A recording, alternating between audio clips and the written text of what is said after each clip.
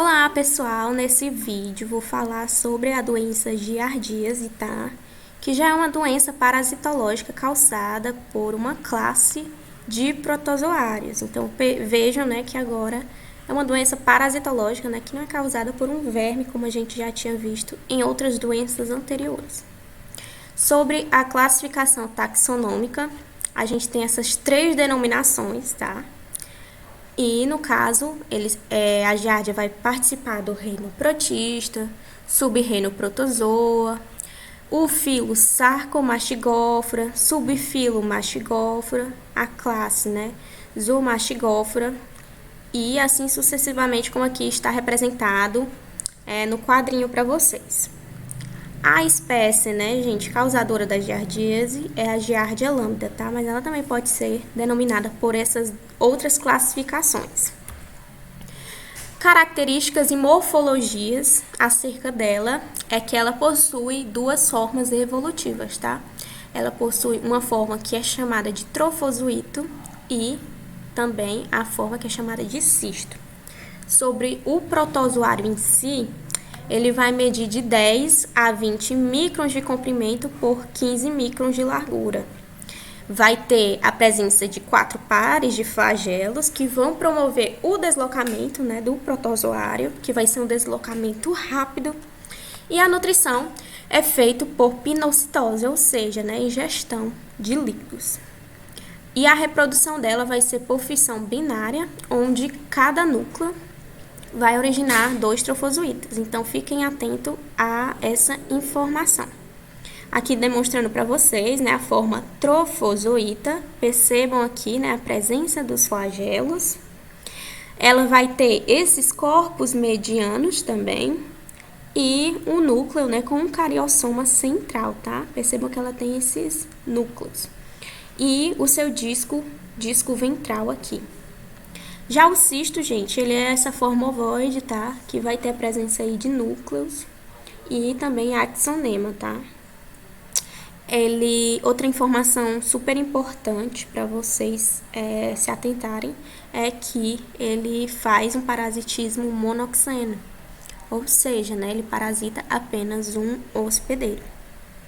Sobre o ciclo biológico, quando ele chega no intestino delgado, a forma trofozoíta, ela vai fazer uma divisão binária.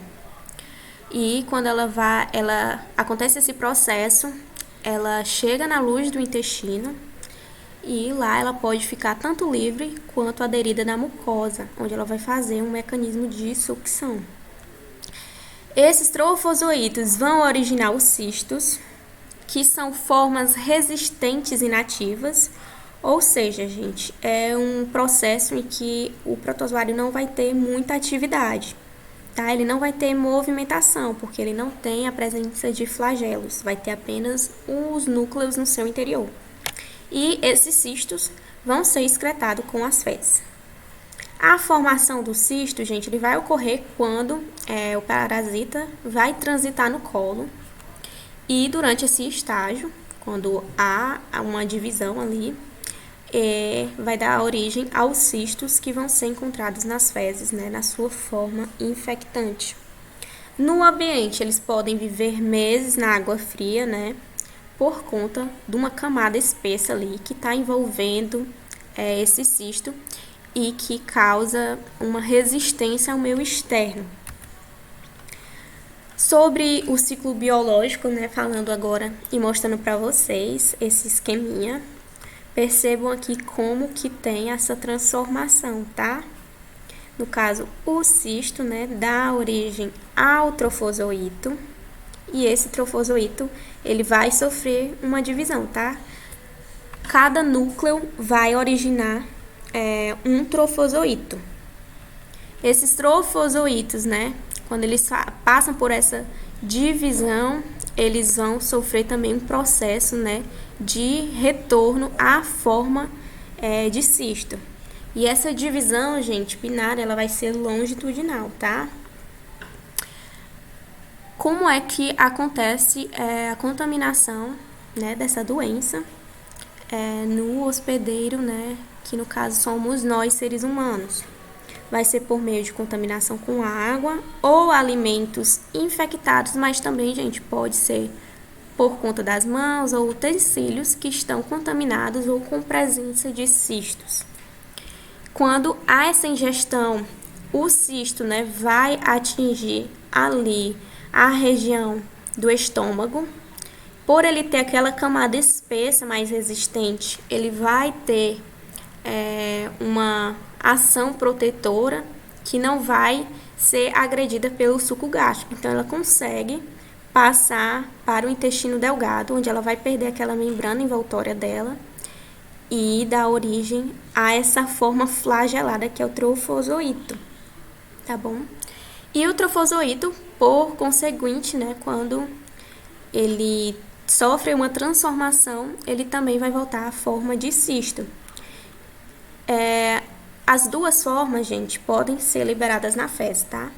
Mas uma característica importante que vocês devem se atentar é que o cisto, ele é a forma infectante da doença, que pode, né, contaminar outra pessoa, se por acaso contaminar água, alimentos, enfim.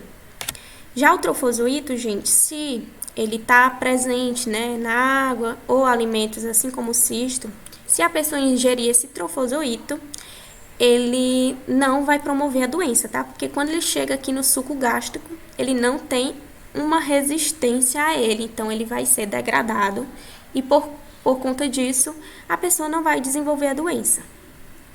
Então, esse trofozoito, ele também vai ter uma resistência muito menor no meio ambiente. E como é que se dá a transmissão, né? Como eu falei anteriormente para vocês, pode ser águas, né, que não sejam devidamente tratadas, alimentos contaminados e também, gente, vetores contaminantes, tá? Insetos. No caso, barata e moscas, né? Botei aqui como exemplo para vocês, que podem, né, estar levando os cistos por meio ali das patas, né, para alimentos e águas e assim tá contaminando novamente um outro hospedeiro. Outra forma, gente, é a fecal oral. Por meio de aglomeração de pessoas, se por acaso, né, existir alguém, né, que repasse o cisto, né, com a mão que não está higienizada, que esteja ali com a presença de cistos e repasse ali para um novo hospedeiro. Também por meio da relação sexual também, tá, gente? Relação sexual não. A patogenia vai provocar, né, principalmente uma diarreia e má absorção intestinal. Por quê, gente? Ela vai se aderir, né, às microvilosidades do intestino delgado por conta daquele disco ventral que eu mostrei para vocês, né, nas características morfológicas. E ali, quando ela faz essa aderência, ela vai impedir que haja a absorção de nutrientes pelo intestino. Também vai liberar essas enzimas, que são proteases, e que vão atingir, né, as glicoproteínas de superfície do intestino e lesar as microvilosidades do intestino. Todo esse processo vai desencadear uma resposta inflamatória, onde vai ter a produção, né, de IgA e IgE, as imunoglobulinas, e vai ativar os mastócitos, né, para que haja essa resposta inflamatória, onde vai ter liberação de histamina, né, e todo esse processo vai provocar uma maior motilidade intestinal, que irá promover essa diarreia, tá? Outra coisa, né, que vocês podem associar, né, se não tem absorção dos nutrientes, todos os alimentos, né, que estão sendo ingeridos pelo paciente, ela não vai ter uma absorção. Então, sempre vai ser excretado ali por conta da alta motilidade do intestino. Os sintomas, gente, da forma aguda são diarreia do tipo aquosa explosiva, tem odor fétido, gases com distensão, podem ter também dores abdominais e raramente, né, vai ter a presença de muco e sangue nas fezes. E isso pode durar poucos dias. Já na crônica, gente, vai ter uma diarreia crônica, tá?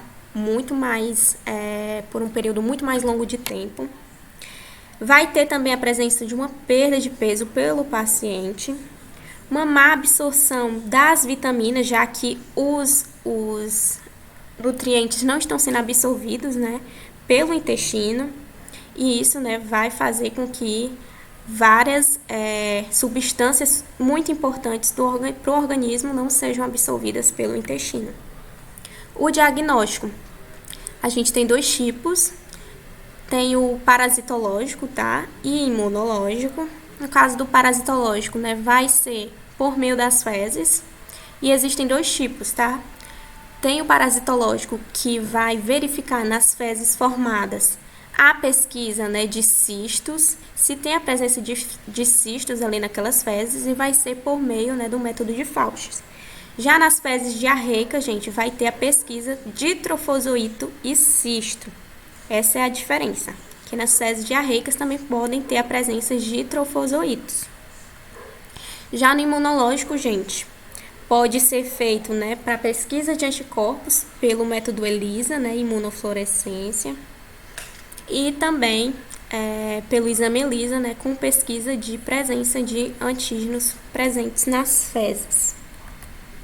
Já o tratamento, gente, tem essas classes de medicamentos que podem tratar a doença, tá? Metronidazol, tinidazol. No caso da furazolidona e a quinacrina, elas são eficazes, mas elas são raramente utilizadas porque podem causar uma toxicidade, o que não é interessante, né, para o paciente. E a prevenção, gente, como é que eu faço a prevenção, né, para não contrair essa doença? É necessário que haja o tratamento adequado, né, da água, o saneamento, né, a preparação higiênica dos alimentos também, né, ter uma higiene ali, lavar as mãos, né, e lavar também os alimentos, e também, né, gente, uma higiene fecal oral adequada. E, contudo, né, fechando esse conteúdo, que é um pouco mais simples. Espero que vocês tenham entendido, e caso surja alguma dúvida, né, podem estar perguntando. Bons estudos, tá? Eu espero muito que vocês tenham entendido. E é isso, pessoal. Beijos e até a próxima.